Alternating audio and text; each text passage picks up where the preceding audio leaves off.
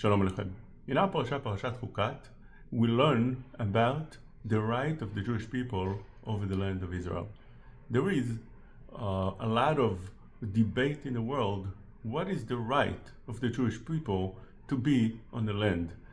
Some want to claim that the Jews were persecuted throughout history, and the Jews went through a terrible Holocaust, and all those terrible things that happened in 2,000 years of exile, and therefore they have to have a land.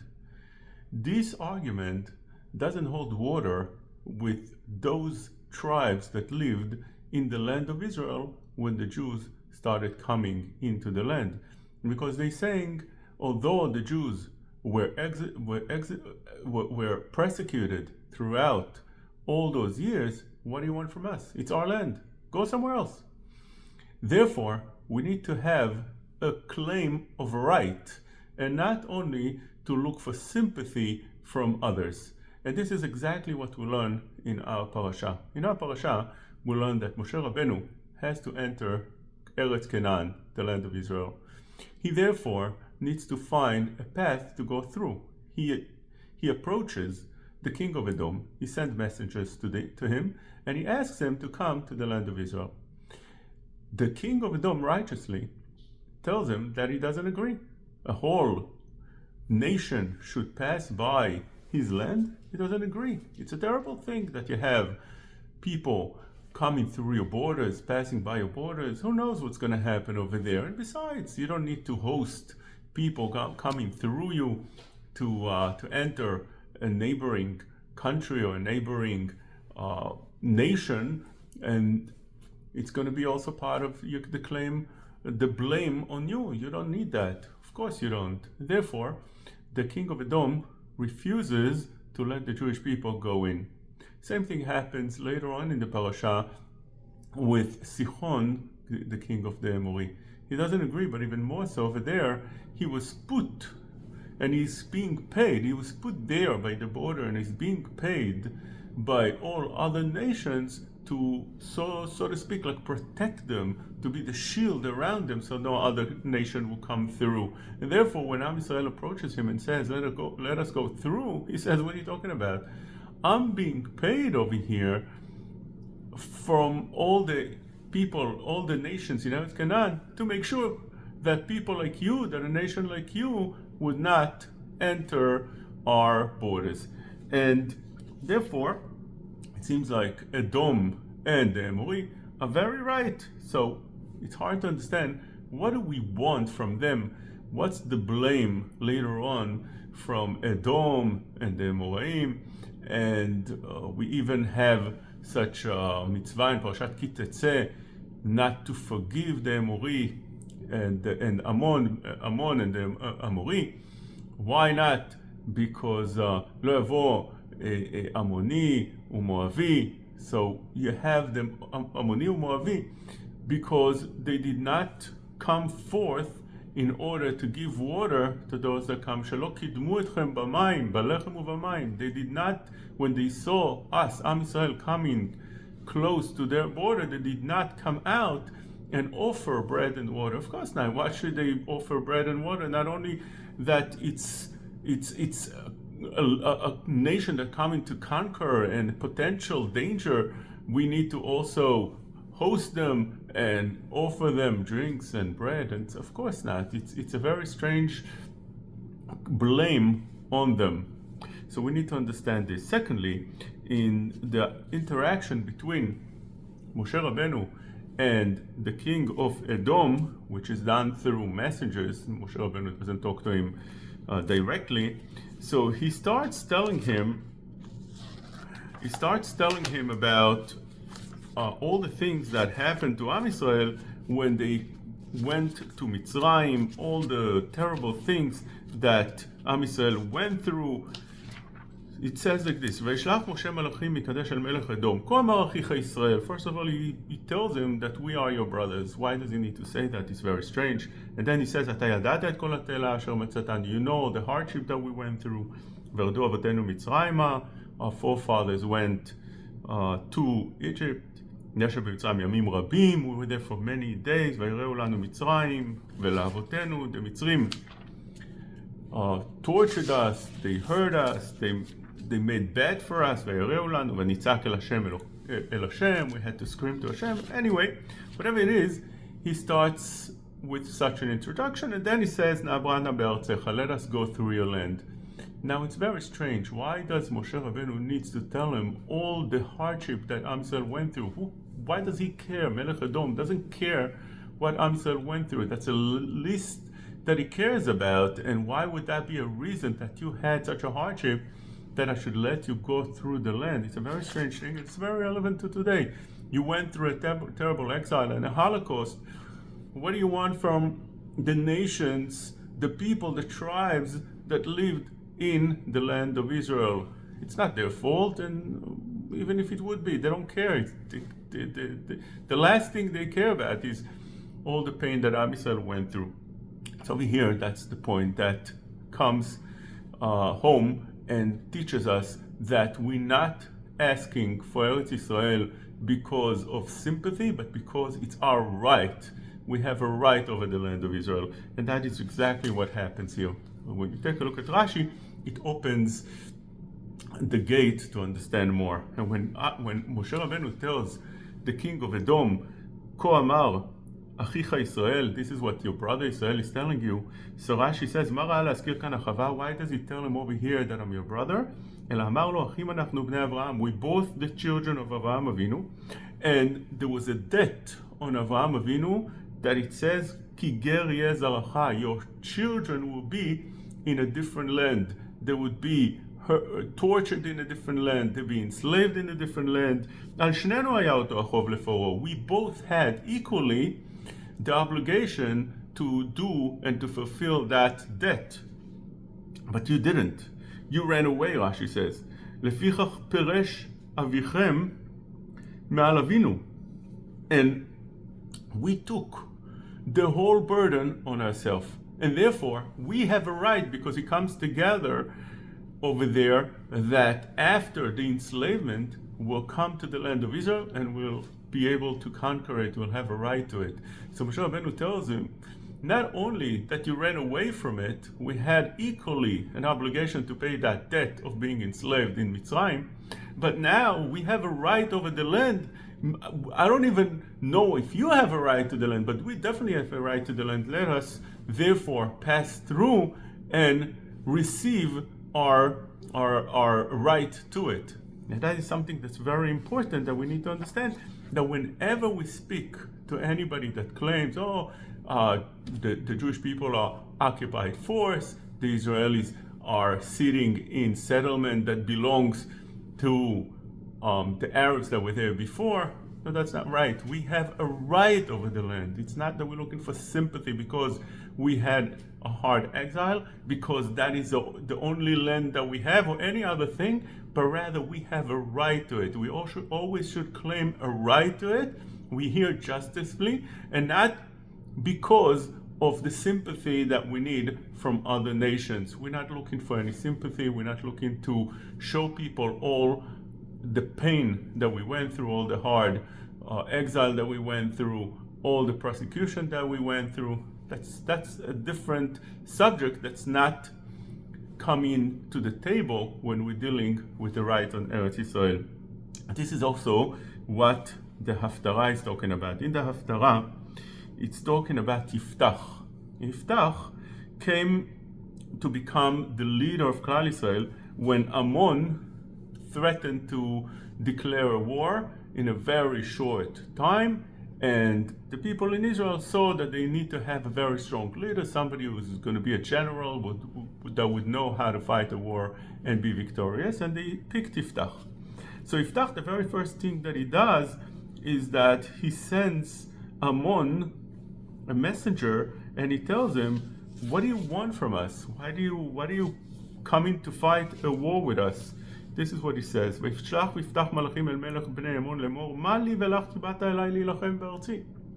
So the king of Ammon, which by the way, Ammon are the Muslims, or the Muslims are descendants of Ammon. The Arabs are the descendants of Ammon, or more correctly, Ishmael. Ammon comes from Ishmael. This we learn in Parashat Balak. The Cheskuni says that when we're talking about Ammon, it says over there, Vayar et Keni. Who's the Keni?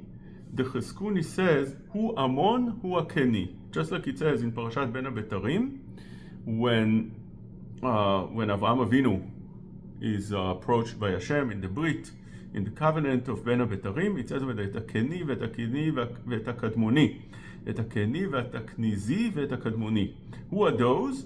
And Ammon, Moab, Vedom. Rashi also points it out over there in Bereshit Tetvav Yotet, that Keni is Ammon. And therefore, over there, when you take a look at who's the Keni, Rabbeinu Bechaya says Keni is Ishmael. Ishmael, Keni comes from Ishmael. And therefore we're talking about, when we're dealing with Ammon, which is the same as the Keni, which is the same as Ishmael, we're talking about the same people, the Arab peoples that are sitting in the land of Israel. And it seems like the history repeats itself as a duplicate, exactly the same way that over here comes the same nation and claims a right to the land of Israel, and they come to fight, and they come to terrorize the Jewish people, and they come to fight the Jewish people. So over here, they're ready to fight the Jewish people. So Yiftach sends the king of Ammon. He says, what do you want? Mali velach kibata elai leilachem be'artzi. Why are you declaring a war? What did I do to you? So what does he answer? Vayomer melech bnei Ammon el malachei Yiftach. He tells the messengers, כי לקח ישראל את ארצי בעלותו ממצרים. עם ישראל occupied my land. They took my land. Seems very similar to what's going on today. And where is it from? מארנון ועד יבוק ועד הירדן. From the river to the sea. This is all my land. Over there it's a different river and a different sea. It's the river of the Jordan, same river. But it's a different sea that we're talking about. But whatever it is, it's the same thing. From the river to the sea, Ammon should be free. So Yiftach sends him, he tells him, no, you're wrong.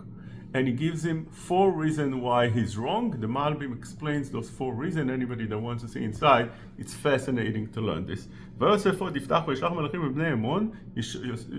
sends messengers again to Bnei Ammon to explain to him that you're wrong on 4 different levels. He tells him that first of all, you need to know that Am Yisrael, when they came to Eretz Canaan, they avoided all the nations that were there.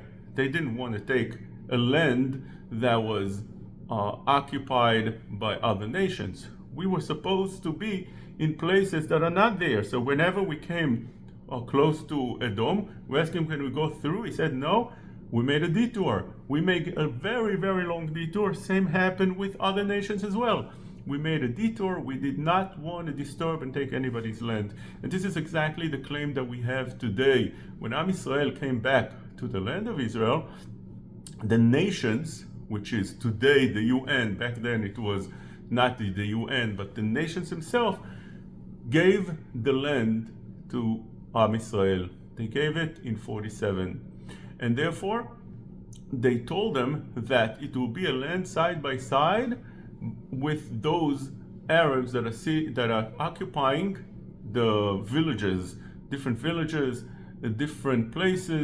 and they're going to reside side by side as neighbors, and they can live peacefully ever after. The Arabs refused that. The Jewish people didn't come to take anybody else's land. They would sit in places that were deserted, and most of Israel was deserted.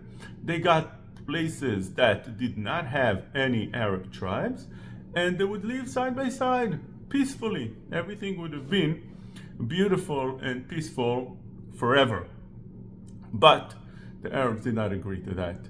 And therefore, in 48, when the Jewish state declared independence, right away, the next day, the Arab countries all around surrounding declared a war against the Jewish state. So that is the second claim that Yiftach tells Ammon. He tells him that you should also know that after we send messengers, וישלח ישראל מלאכים אל מלך אדום, לאמור עברה בארצך, ולא אהבה, ולא שמע, וגם מלך מואב שלח, ולא אהבה.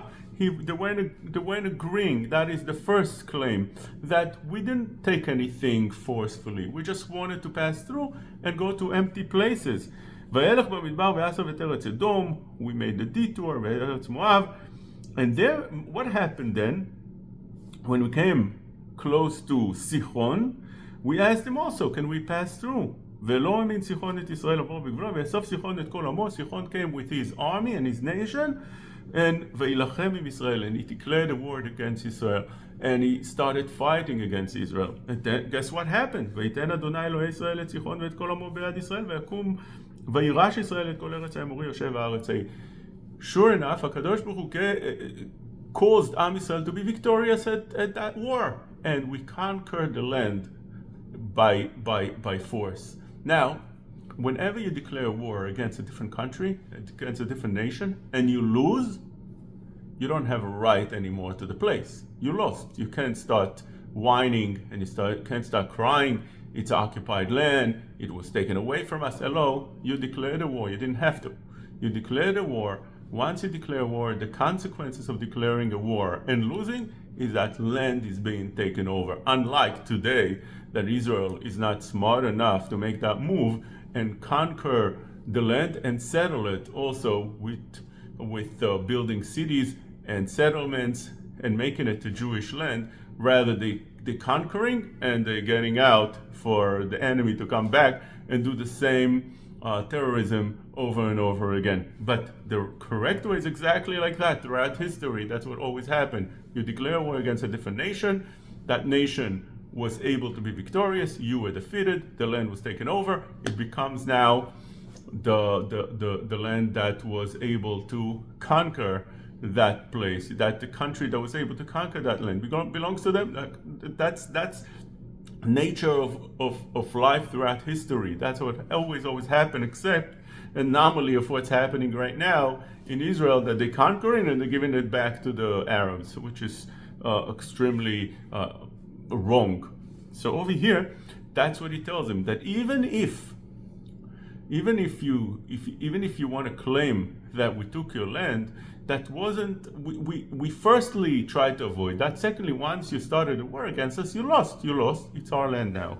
And thirdly, he tells him over here that it's a shame who gave it to us. ואתה השם אלוקי ישראל הוריש את האמורים בפני עמו ישראל, ואתה תירשנו, which means the third claim was that even if you don't agree with the first two claims, but you can't deny that this is a godly gift to Am Yisrael, because Am Yisrael came to the land, they were weak, they went through the desert 40 years, they were not too much armed, they didn't have the right weapons, they weren't trained in fighting wars, they were enslaved for so many years. It's a nation that was weak and few, and they came to great cities with fortified walls very, very high, as Moshe Rabbeinu says, Betzurot ad lashamayim, the walls were going up to the sky, very strong kings. Rashi tells us over here that Sichon, even if Sichon would be just, even if the land over there would just be filled up with mosquitoes, you wouldn't be able to conquer, because it was so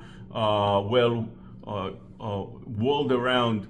And even if it would be open, there were the people there were so strong. People were also giants there, as the Meraglim. So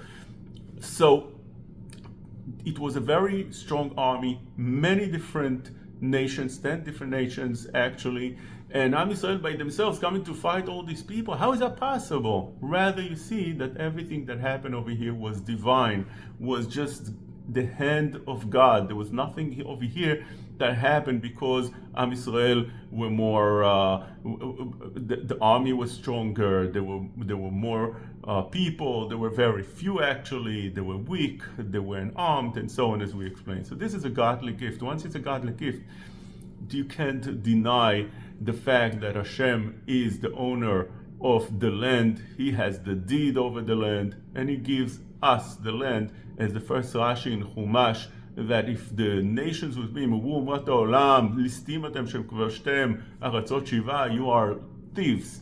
You came to conquer the land of 7 nations. It doesn't belong to you. So you tell them, you're wrong. The land belongs to HaKadosh Baruch Hu. HaKadosh Baruch Hu is Kadosh Baruch Hu is the owner of the land. He has the deed over the land, and he gave it to us. That's all. That's a third claim over here, and it's the same thing today. The same thing today. That Am Yisrael, after it conquers the land, you see that fighting all the Arab nations around, few against many, nations that were well armed. The nations that are not only well armed, they're also, as we see today, are supported by many, many different nations around the world: Russia, China, Iran, many European countries, so on and so forth. It doesn't end. Colombia, it doesn't end. And still, HaKadosh Baruch Hu helps us be victorious. This is because it's all divine. Everything is divine. Once it's divine, once it's from HaKadosh Baruch Hu, once HaKadosh Baruch Hu hand is in this war, so therefore you should just understand your place and get out. That was the third claim of Iftach. And the fourth claim of Iftach, he told them, as the Malbim explains, is that this land was for us for generations and generations, and nobody ever came to claim it. Nobody ever built a country in this land. In other words, in 2,000 years of exile, the land stayed empty. There were tribes in there, here and there, Arabs, of Bedouin, of Druzim, but nobody ever created a country in there. In other words, the whole notion of Palestine, there's no such thing. Palestine is an imaginary country or state which never existed ever. They never had such a thing. It's a new thing that the place was named Palestine when they exiled the Jews, but there's no state of Palestine, there's no country of Palestine, there's no nation called Palestine. All these Arab villages were part of Jordan, the Jordanian, if anything. So the whole idea of 2,000 years, nobody sitting in here, because it's a Jewish place. Jews had the right to the land. They were exiled, but it's still their land. It's just like a person that has a house, and for some reason he was kicked out of the house and went somewhere else. But the house is still his. Nobody sits in there. Nobody claims that it is that it's a new person's ownership over the house. So the house stays empty, even though the person is now in a different land. When he comes back to the house, it belongs to him. Same thing is here.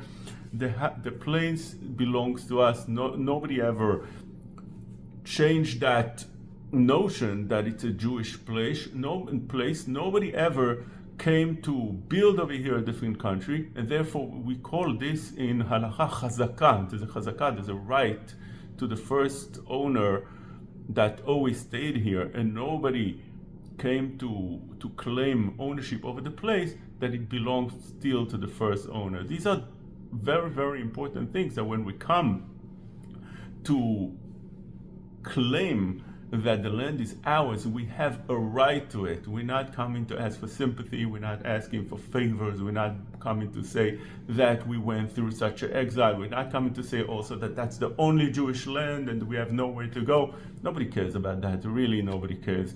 But the only thing that stands and holds water is the right over the land. We have a right over the land. These four things that we laid out, this is a right over the land of Israel.